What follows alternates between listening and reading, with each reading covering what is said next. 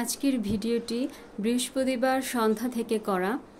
আসসালামু আলাইকুম ভিউয়ার্স, আমি শারমিন আক্তার।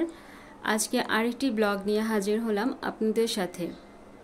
কেমন আছেন সবাই? আলহামদুলিল্লাহ, আমি ভালো আছি। আকাশে অনেক মেঘ হয়েছে আর ঝড় নামছে অনেক। এখনও বৃষ্টি হচ্ছে না, প্রচুর পরিমাণে বাতাস হইতেছে। আমি একটু গোসলে গেছিলাম, আজকে লেট করে একটু গোসলটা করে ফেলছি। তো এসে দেখি ঘরে আমার সম্পূর্ণ ঘরে ধুলাবালি ভরে গেছে। আমার মেয়েও ছিল না, ও আরবি পড়তে গেছিল। জানালা খোলা ছিল, জানালা আটকানোর মতো কেউই সময় পায় নাই। একদম অবস্থা খারাপ। যাদের রাস্তার সাথে ঘর তাদের একদম নাজেহাল হয়ে যায়।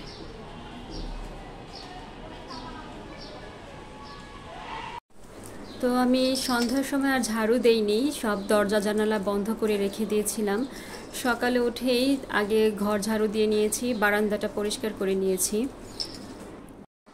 আমি বৃহস্পতিবার একটু বিকেল বিকেল করে গোসলটা করার চেষ্টা করি, কেননা শুক্রবারে অনেক কাজ থাকে আর শুক্রবার সকালের দিকে একটু আমল থাকে, তাই বিকেলবেলায় গোসল করি। আর অনেক জামা কাপড় বৃহস্পতিবার বিকেলে ধুই, শুক্রবারে কোনো জামা কাপড় ধোয়ার জন্য রাখি না। তো বেশিরভাগ জামাই আমি রাতে ধুয়ে রেখেছিলাম, ধোয়ার পর সকালবেলায় ছড়িয়ে দিচ্ছি। অবশ্য ছাদে দিলে ভালো হয়, কিন্তু আমাদের ছাদটা অনেক উপরে, 6 তলা প্রায় 7 তলায় উঠতে হয়। তো 7 তলা প্রতিদিন ওঠা খুব কষ্টকর হয়ে যায়, তাই বারান্দায় দিয়ে দিই, বাতাসে শুকিয়ে যায়, সমস্যা হয় না। এই পর্যন্ত যারা আমার ভিডিওটি দেখছেন, দয়া করে আমার চ্যানেলটিতে একটি লাইক দিয়ে দিবেন এবং আমার চ্যানেলটি সাবস্ক্রাইব করে নেবেন। যাই হোক, এখন আমি ভিন্ন রকমের একটা রেসিপি রান্না করব, সাথেই থাকুন। আমি প্রায় আধা কেজি ঢেঁড়স 2 ভাগ করে কেটে নিয়েছি। ঢেঁড়সের উপর আমি সামান্য পরিমাণ লবণ দিয়ে মেখে নিব, কারণ ঢেঁড়সটাকে আগে আমি ভেজে নিব।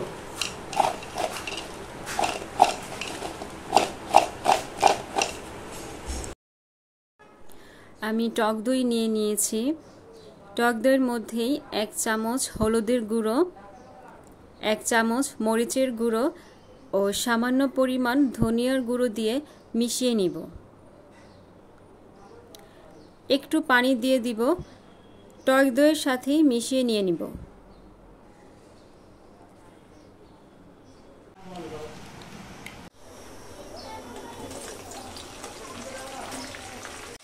সরিষার তেল দিয়ে ভেজে নিচ্ছি। আসলে সরিষার তেল দিয়ে ভাজলে ঘ্রাণটা অনেক ভালো আসে আর রান্নাটাও অনেক টেস্টি হয়। আমি পেঁয়াজ কুচি দিয়ে দিচ্ছি।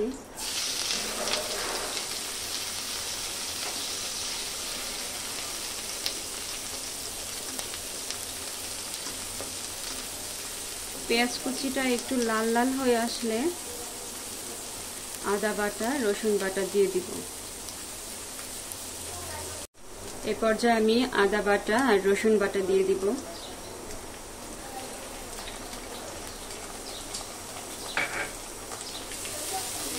দিয়ে ভালোভাবে কষিয়ে নিব। সামান্য একটু জিরা বাটা দিয়ে দিচ্ছি, জিরার গুঁড়াটা দিলেই বেশি ভালো হয়।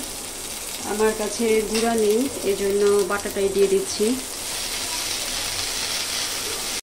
এখন আমি টক দইয়ের সাথে যে হলুদের গুঁড়ো মরিচের গুঁড়োটা মিশিয়েছিলাম ওইটা দিয়ে দিব।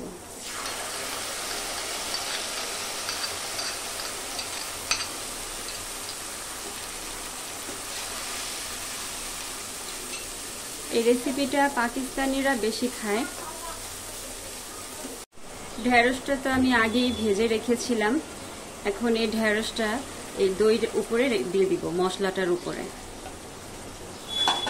দিয়ে ভালোভাবে মিশিয়ে নিতে হবে।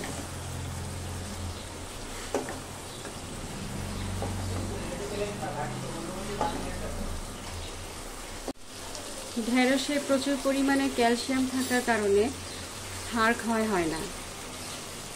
আর ঢেঁড়স অনেকভাবেই খাওয়া যায়, ঢেঁড়স ভাজি খাওয়া যায়, ঢেঁড়স দিয়ে তরকারি রান্না করে খাওয়া যায়। পরিমাণ মতো লবণ দিয়ে দিব। লবণের পরিমাণটা আপনারা একটু দেখে নেবেন, কারণ ঢেঁড়স আমি লবণ দিয়ে ভেজেছি। বেশি লবণ দিলে আবার খাওয়া যাবে না। আর মশলাটা একটু ভালো করে কষিয়ে নিতে হবে যাতে ঢেঁড়সের ভিতরে ভিতরে মশলাগুলো যায়।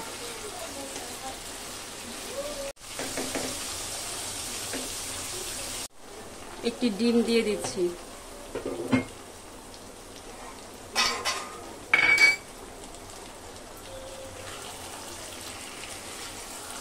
ডিমটা প্রোটিনের কাজ করবে আমাদের শরীরের জন্য। খুবই হেলদি একটি সবজি, টেস্টি একটি সবজি, হেলদিও সবজি। সামান্য একটু ঝোলের পানি দিয়ে দিব, খুব বেশি দেওয়া যাবে না। কাঁচামরিচ দিয়ে দিচ্ছি 4 থেকে 5টি, দিয়ে ঢেকে দিব।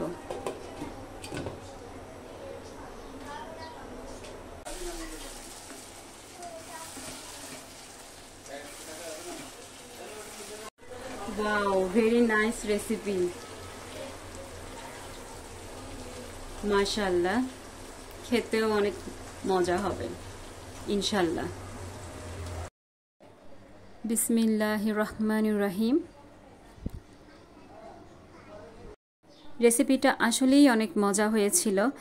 তো আমার ছেলে মেয়ে দুজনেই অনেক মজা করে খেয়েছে। আসলে প্রতিনিয়তই নতুন নতুন রেসিপি শিখতে হয় বা জানতে হয়, যেহেতু ছেলে মেয়ে আছে ওদেরকে বানায় বানায় খাওয়াতে হবে, তৈরি করে খাওয়াতে হবে। যাই হোক, রায়ানকে এখন খাওয়াবো ভাতের সাথে। রায়ানও অনেক মজা করে খাচ্ছে। তো আমাদের বাসায় অনেকেই রোজা রেখেছে, আমার আম্মা বা আমার বোন, আমার হাজবেন্ড। তো ইফতারি বলতেই আমরা ছোলা বুট বুঝি, ছোলা বুট ছাড়া আমাদের চলেই না। তো আজকে এই পর্যন্তই। আমার ভিডিওটি যদি ভালো লেগে থাকে আপনাদের, আমার চ্যানেলটি সাবস্ক্রাইব করুন। আল্লাহ হাফেজ, আসসালামু আলাইকুম।